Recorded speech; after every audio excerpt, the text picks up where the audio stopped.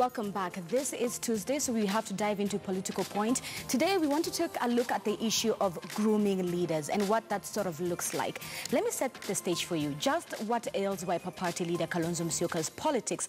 This is the question nagging political pundits in the wake of a renewed supremacy battle between the former vice president and all the governors in his Ukambani backyard. KTN political reporter Murimi Mwangi revisits Kalonzo's past fallout with his key allies and also explains why Musyoka's faces a major hurdle from his backyard as he gears up for the 2022 presidential race from outside the government. Take a look.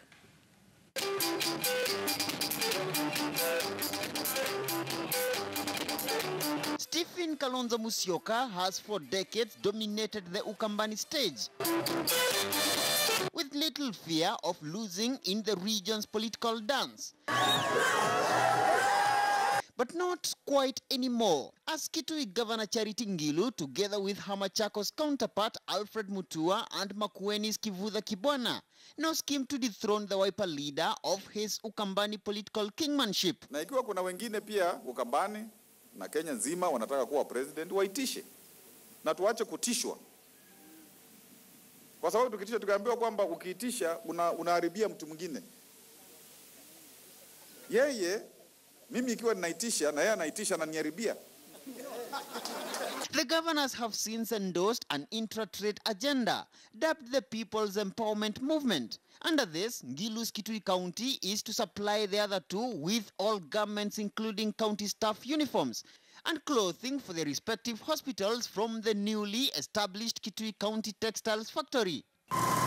Makueni, on the other hand, is to process all fruits produced in the region, while Machakos, whose infrastructure sector is more developed, is to supply the other two counties with manufactured material, like paving blocks, culverts, and building stones.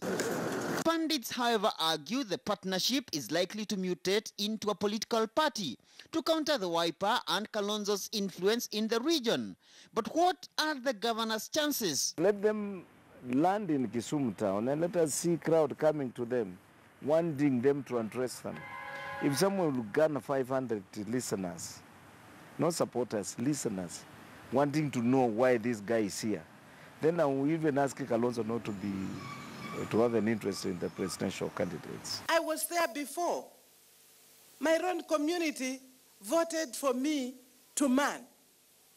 But one community cannot alone make a president.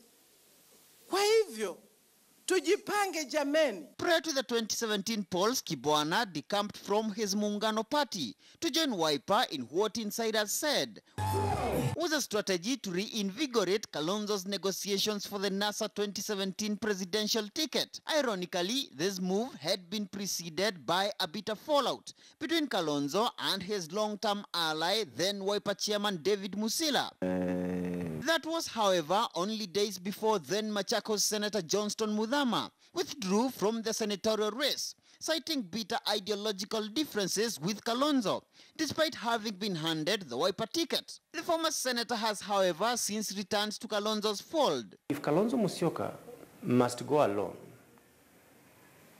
he needs to be cautious in the way he plans. Does he have a national appeal? Yeah, he's been a national leader for a very long time. If he did the right things the right way, perhaps it's arguable that people could trust him again. Kalonzo is a member of 5 senior politicians. The other one is Raila. The other one is Mudavadi. The other one is Ruto. The other one is President Kenyatta. He stops there. Kalonzo is yet to respond to the governor's attacks, but with the Wiper leader's allies spoiling for a fight in his defense, Ukambani politics is no doubt headed to interesting times as the 2022 political drumbeats intensify. Murimi Mwangi, KTN News. So this morning we're asking you an interactive poll question. Do you think Wiper leader Kalonzo Musyoka should retire from active politics? So far, 138 of you have voted yes, 64%. Let me just read a few of the comments. Abdal, you say, I don't see why Kalonzo should retire because he is still strong in Kenyan politics. Wafula, you say, he ought to. He has nothing to offer to either his own region or to the country. Keep your tweets coming. And just to complement that specific story by our political reporter, Charity Ngilu's Twitter handle, her official Twitter handle, she tweeted, and I quote, my counterparts, Dr. Mutua of Machakos, Governor Kivutha of Makueni, and I held a day-long strategy meeting to define the development agenda for our citizens. Our people have suffered for a long time due to poor leadership. We need leadership that uplifts our people. And that, ladies and gentlemen, sets the basis for our conversation this morning. We want to take a look at grooming leadership in Kenya, of course, from a political point of view. In case you're just joining us, this is my panel. Sit closer to me, I have Karanja Kabage. He is an advocate of the High Court. At the center, I have Elizabeth Kim-Kung. She is a chairperson for KANU Women Congress. And at the far end, I have Barak Muluka, Secretary General of ANC Party. Ladies and gentlemen, it's a pleasure to have you with us. Muluka, I'll begin with you at my far end. Let's begin by perhaps defining or telling the difference between a politician and a leader in Kenya. And is a politician considered a leader? Very good, and within that, since you have been playing these clips about Kalonzo Musyoka, we must place them in context. First, leadership is not necessarily the same as political leadership, where you are talking about acquisition and exercising of state power. You would say that leadership manifests in other forums. You can talk about leadership within the corporate community or institutions. You can talk about leadership within the church and religious fraternities. Right. You can talk about leadership anywhere where there are organized groups. There would be people who provide vision, sense of direction, and who help to conduct the business of that fraternity in an orderly manner within the framework of the given regulations, procedures, instruments, and so on. And yet, even within those contexts, anyway, politics will always crop up, where politics is about even power within those particular organizations. That's why we talk about such things as boardroom politics. We have seen in the religious community certain even physical engagements and confrontations, so that they have their own brand of politics. But coming back to your clips and Ukambani, and where we are talking about rebellion, I do not know to what extent we can talk about rebellion, and even imagine that someone like Kalonzo Musyoka should have mentored some of the people who are now ostensibly rebelling against him. Is it a rebellion? Were they ever together? Does their history speak about a traditional togetherness? If we look at the pre-multi-party dispensation, then we shall see that we have got Kivutha outside fighting for multi-party democracy. We have got Kalonzo Musyoka inside, being already a very strong KANU stalwart, and he became a very powerful national official of leader. All right, Kim Kung, let me come to you. For you, is there a difference between a politician and a leader? I would say that there's a very thin line. And why would I say it's a thin line? Because when we elect our political leaders, as we call them, they are leaders in their own right. And for a politician to garner votes of, say, 20,000 people voting for them, it means they believe in that person. And when they're at that helm of power, they also give guidance to whoever they had elected them, and in general, anybody else who didn't elect them, when you look at which seat will they actually take.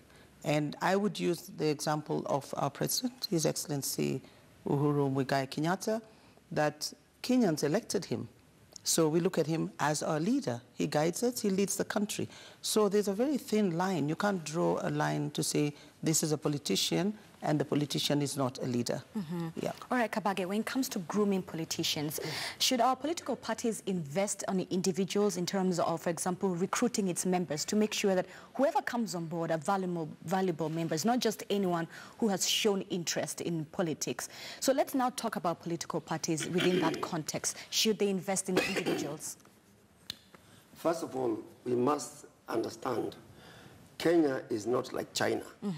In China, they can tell you of succession of the next 3 leaders. True. All the monarchy, like Queen Elizabeth is grooming her son, Charles, or grooming Prince William, or if you talk about the communist North Korea, that is what happens. In true democracies, you who wants power or you want leadership must fight for it. You must campaign for it.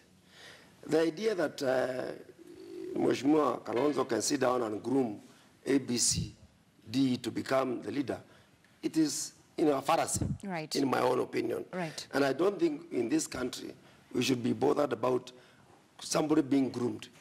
Leadership has to be earned. And to be earned, then you must have people coalesce around you because of either you have ideas that they like or you have programs that they can rally around. But the question of somebody being groomed, you can groom somebody to take over your company, but you can't groom somebody to take over a country. That cannot make sense. It has to be earned. It has to be earned. And this word earning is very crucial because it is something that you yourself make deliberate and conscious effort to go for. But you can't sleep in your house and somebody wakes up and says, this is my reader. Moi tried to do that with Uhuru, and Uhuru was rejected. You get what I mean? Right. So, and you can never succeed. Even you will have what you talk about is called legitimacy. The moment you are being pointed out by someone and saying, this is the person I want to take over from me, it doesn't make sense. Kabage, I'm glad that you've even given the example of Britain, yes, North Korea, China, and China. Yes. Because then that leads me to my next question, good governance in this country. Yes. Should our political parties in Kenya be affiliated to foreign countries, or rather foreign political parties that they seem to have the same ideologies? The reason I ask is I even remember Jubilee visited South Africa, the ANC party, which turned 107 years last week.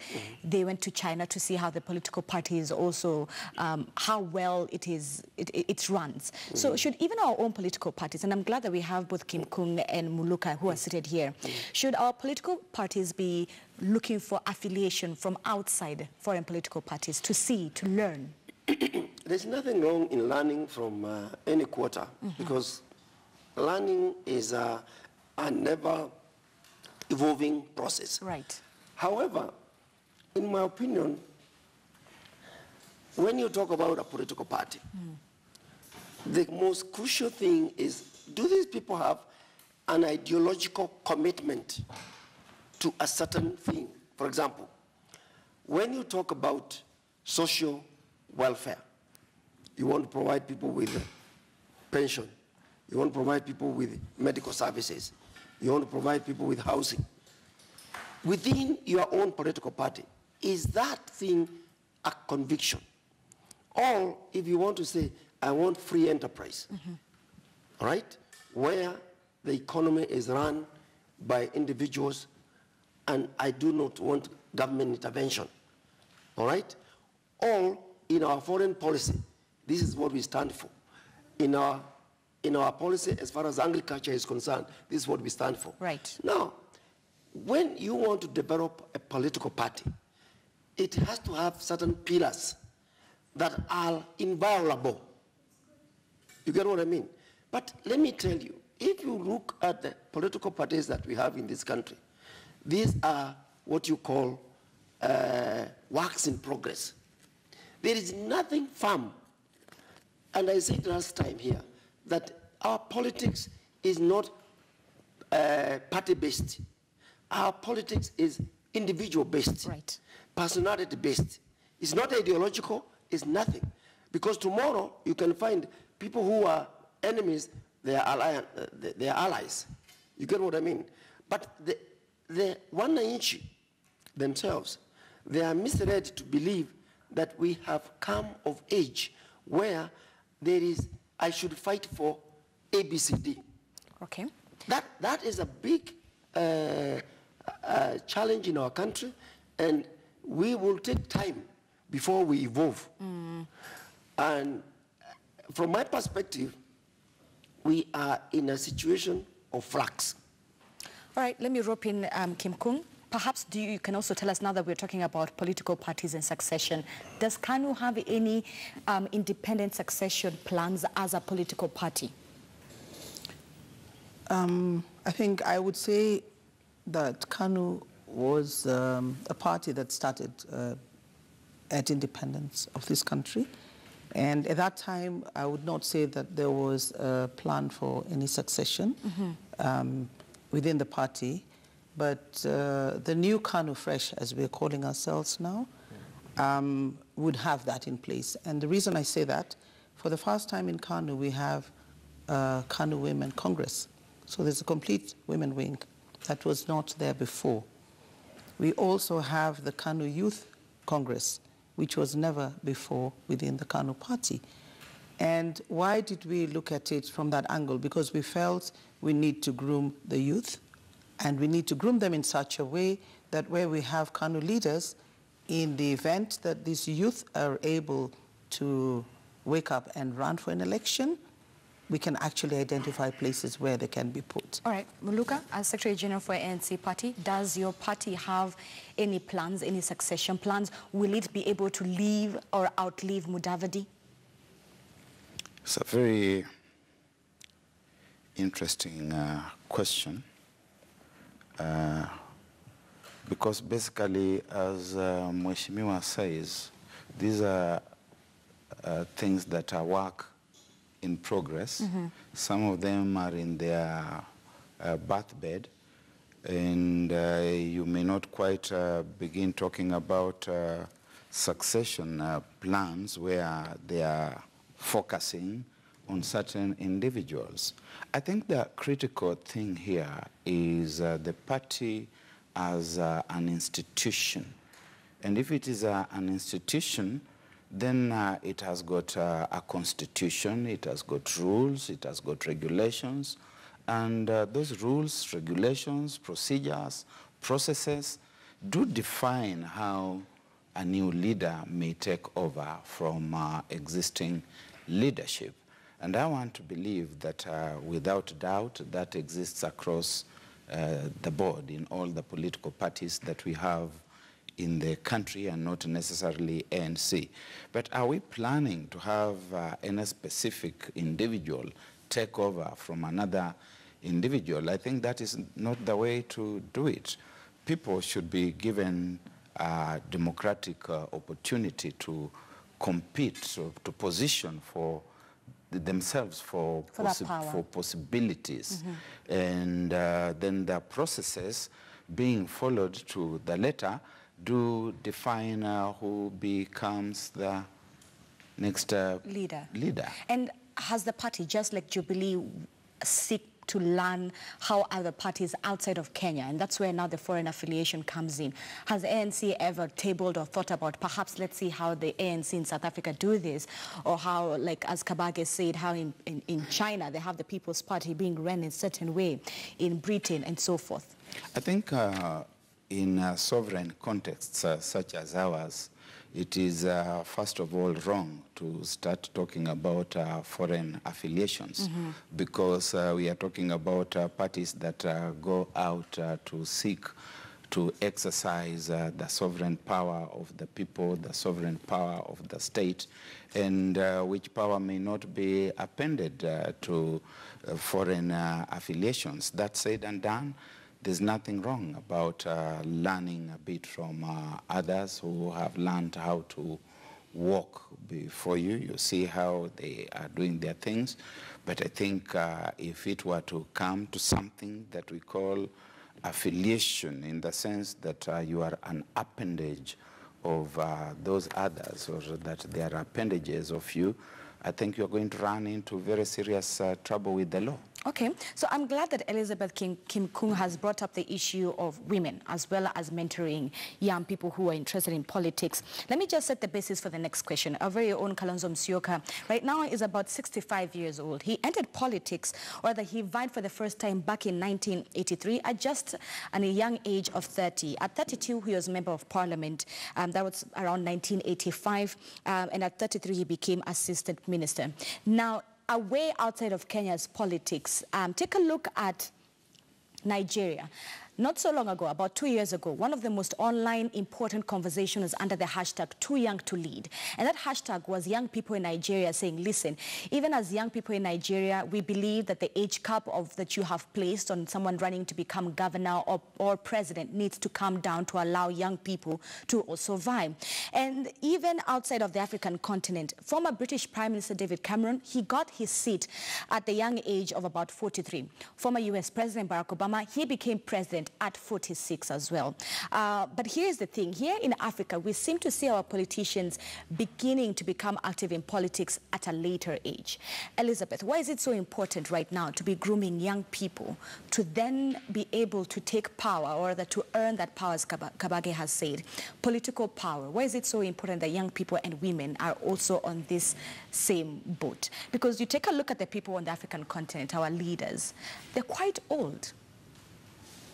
Okay, I think I will also say age is a number, and at times I say that because I say sometimes somebody who's 60 may be thinking better than somebody who's 20. Right. And they're also wiser. But I believe that we have to groom our youth, because about 68% of our population, or 65 thereabout, is actually the youth. And if we don't groom them, I mean, then as you're saying, Honorable Kalonzo Musyoka is now 67 or 66 thereabouts. Maybe in another 10 years, he may not be able to have the same output he had when he was 20 or 30. Right. But at the same time, we see that we have his son, who was nominated at the East African Legislative Assembly, and he's a young man. And for me, I look at it like we have potential in the youth.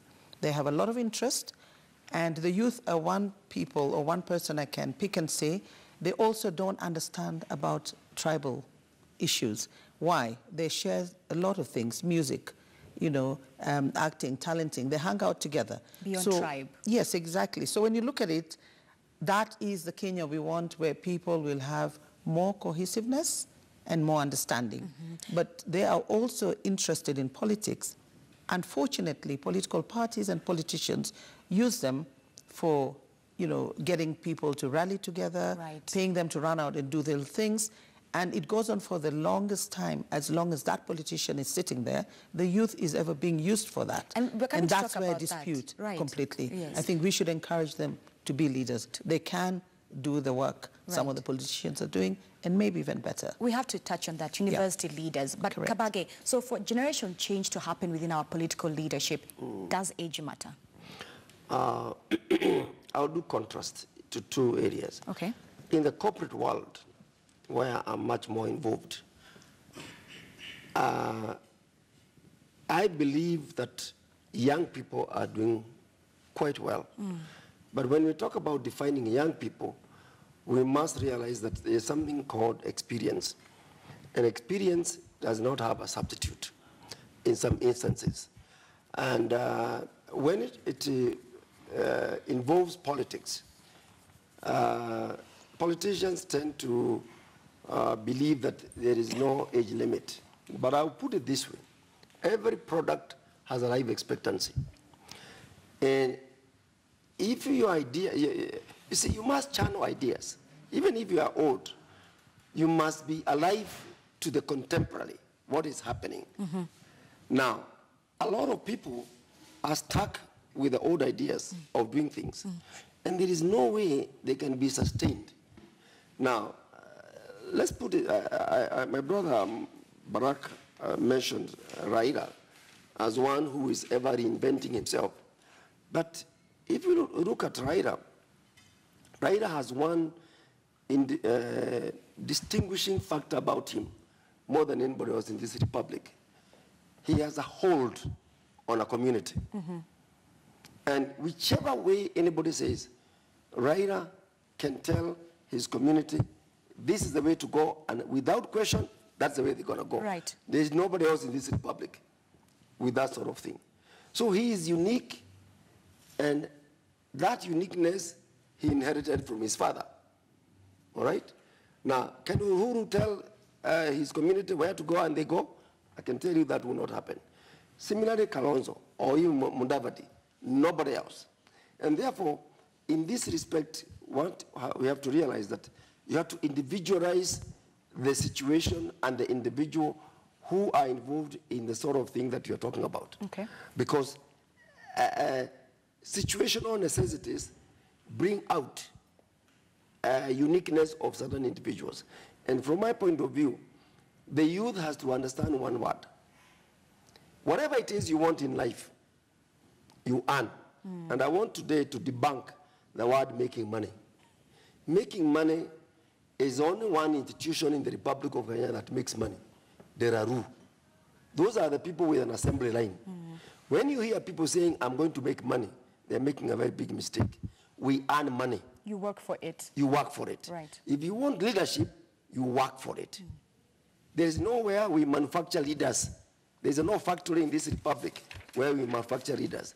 Whether it is ANC, whether it's Jubilee, whether it's ODM, whether it's NASA, or whatever it is. There is nowhere. So can leadership be taught, or in this case, manufactured in schools? Because you see people taking courses like Bachelor in Leadership and Management. You can learn principles, but the practice is different. Because what you're not judged by the theory that you have. You are judged by the practice. And that practice is totally different or alien to the theory you learn in the school. That is one thing people have to realize. And for example, if you take Muru Mutisi, what school did he go to? How come he had managed to governize the campus? Even Kalonzo was paying homage to him. He never went to anybody's school, but he was able to do what? To take hold of a community. True or not? True. You had somebody like even Jenga Karume, who had some magic of his of controlling a very big number of people. What school did he go to? All right, you had somebody like Nelson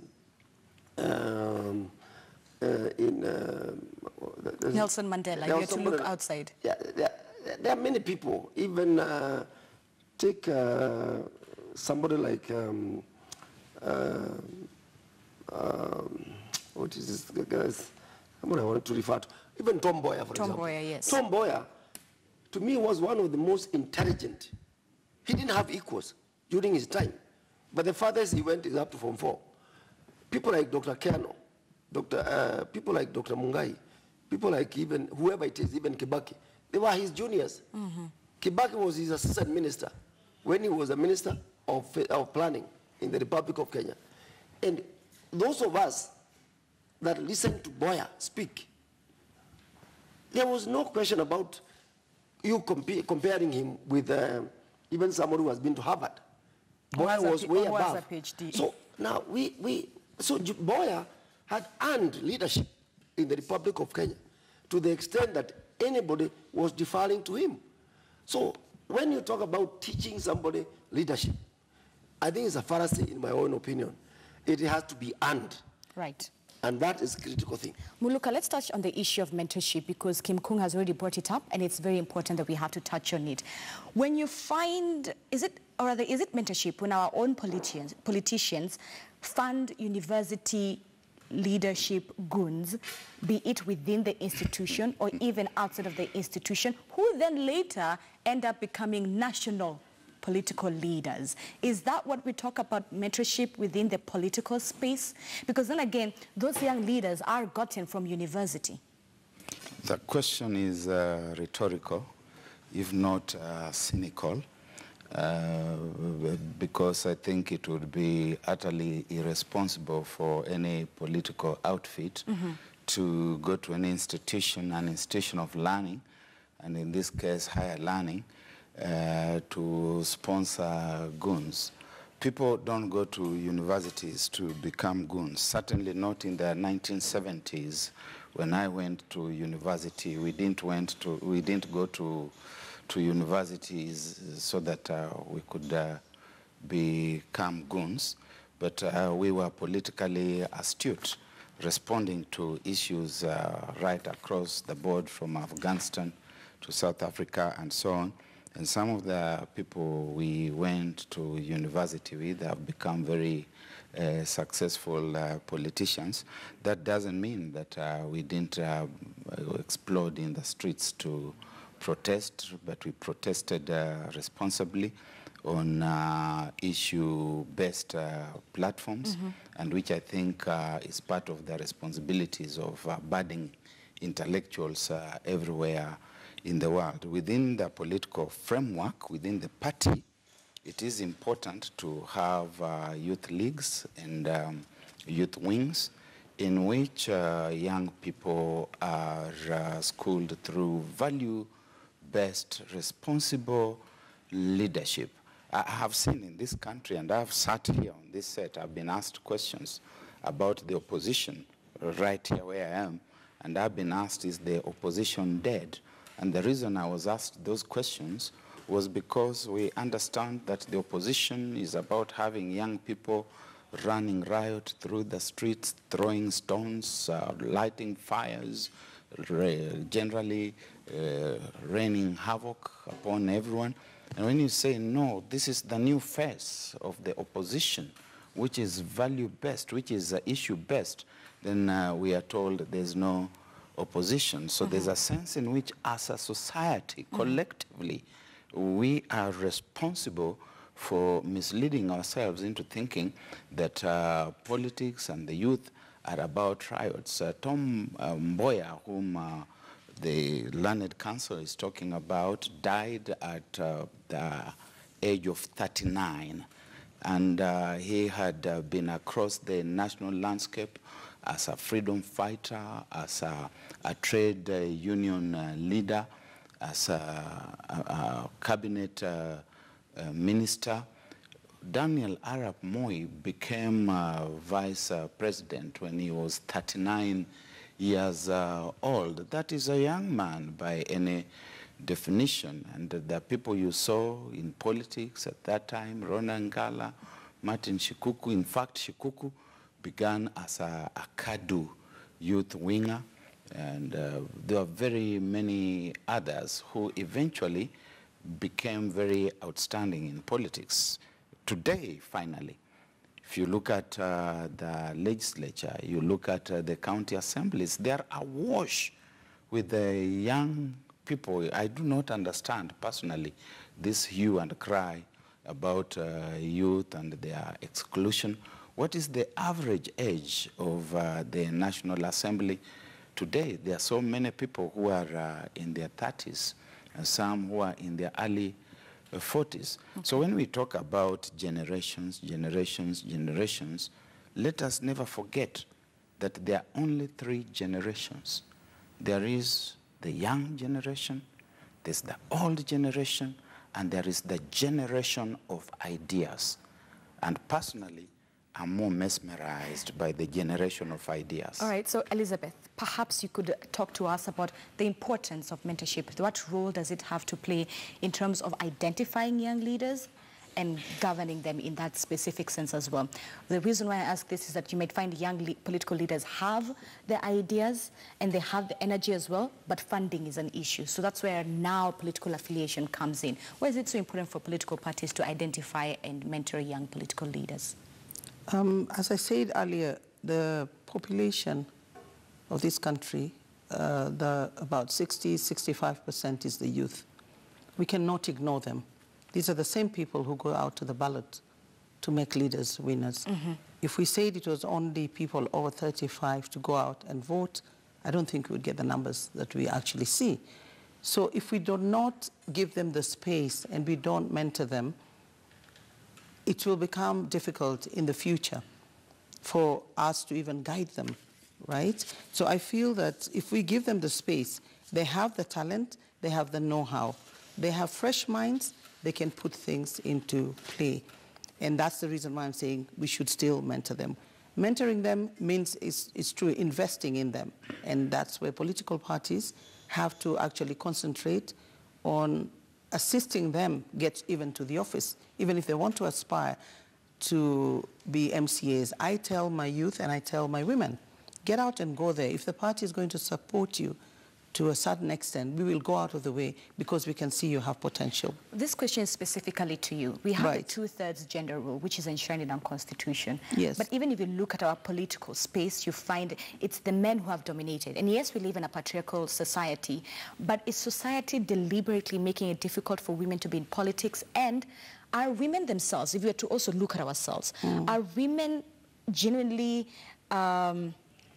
wanting to go into politics, or it's something they sort of shy away from?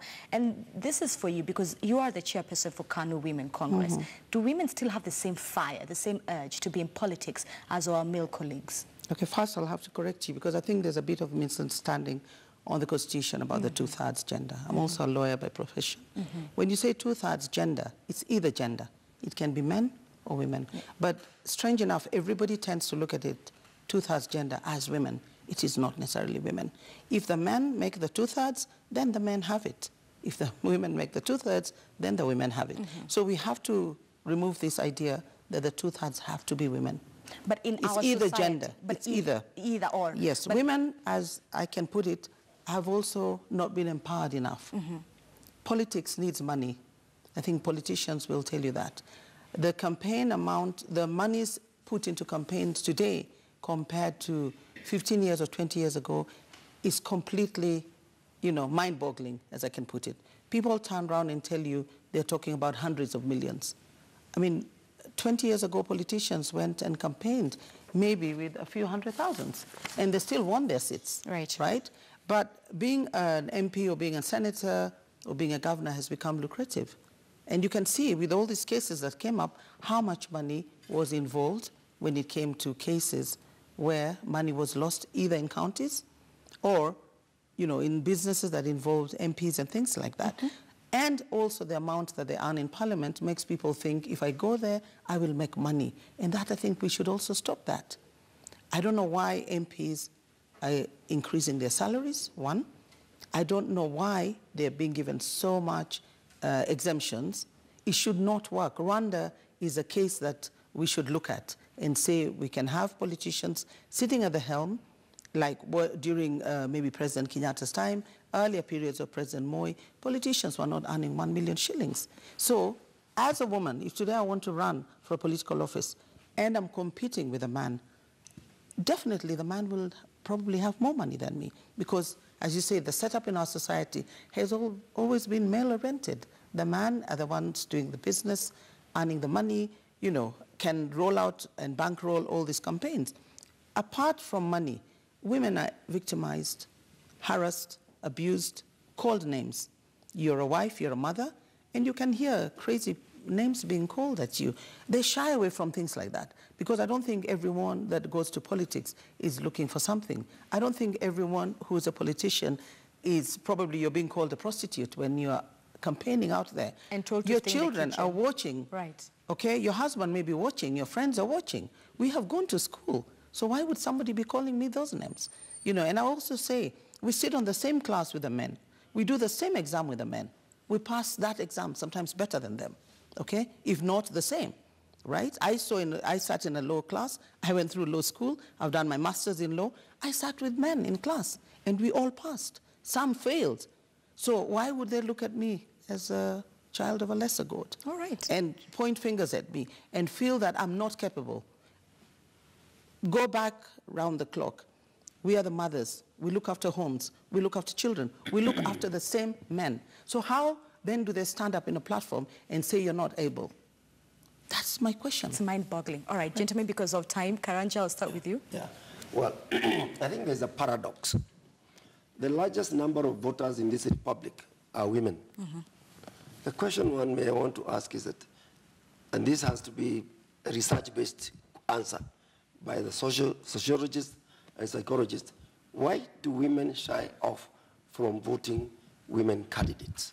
I have no answer. I said it has to be done. Yes. But let me come to the question of values that we need to inculcate in our youth. One is a culture of hard work. Work ethic is, to me, very, very important for anybody that wants to aspire for anything. The other one is a sense of value of, I will not lie. Lying, as my father told me one day, you cannot have a granary of lies so that in the evening your mother goes to that granary and brings it, cooks it, and you all eat. Why do we have this culture of lies? We should condemn it. The third thing that we need to do is the question of honesty in earning our money. We should not be people that just all of a sudden come into money. One cannot explain, Karanja Kabage, where are you coming from? Accountability. What is it? Right. We need to make sure that the culture of hard work that makes you earn money, that makes you be what you want, is embedded in our society. The other thing is the respect for institutions. Barack, my brother here, is talking about the youth being galvanized to go and throw stones, to go and damage properties. Do you know what is to build a property? When you even burn a property, do you know what it takes? Have our youth understood what journey we get into to build a building, to buy a car? When you throw a stone at the university, we all have been to the university, when you throw a stone for a car that is passing, do you know whether your mother, your sister, your brother, your cousin is in that car? How mindless can you be? And you are at the university where you are supposed to rationally think. But you are being mobilized by somebody who is not there. Furthermore, their fathers, a politician will never allow his son, their own children, his to be daughter, there. to go and throw the stones. Right. They mobilize other people's children. When you get hurt, you go to hospital. It is your mother who will come to that hospital. Yes. So this mindless culture where our politicians are able to mobilize the other parents' children, to me is something that I consider to be thoughtless leadership by anybody. All right. Elizabeth, your closing remarks? My closing remarks, I think we have to empower youth. We still have a chance, and it starts with us, not from the political angle, but each and every one of us, we are in business, we're not in politics 24/7, but the youth have to be empowered. The youth should never be left idle. All right. Yeah. Muluka, your closing remarks? The best way to mentor young people is to provide role models ourselves, to fashion ourselves in models that young people look at and they say, I would like to be like Barack. I would like to be like Elizabeth, to be like Kabage. When we become thieves and the society glorifies thieves, and thieves are gallivanting from pillar to post and from post to pillar and back again with stolen billions of shillings. And we seem to adulate them, to adore them, and to prostrate ourselves before them, even in church, to receive gifts from unknown sources from them. Then we are not mentoring the youth. We must be role models, and leaders will emerge naturally from the younger generations. All right, you've had it right here on Morning Express. That's Barack Muluka. He's the Secretary General for ANC Party. At the center, I had Elizabeth Kim Kung. She's the chairperson for Kanu Women Congress. And sitting closer to me, I had Karaja Kabage, advocate of the High Court. That was my panel. And ladies and gentlemen, that was Political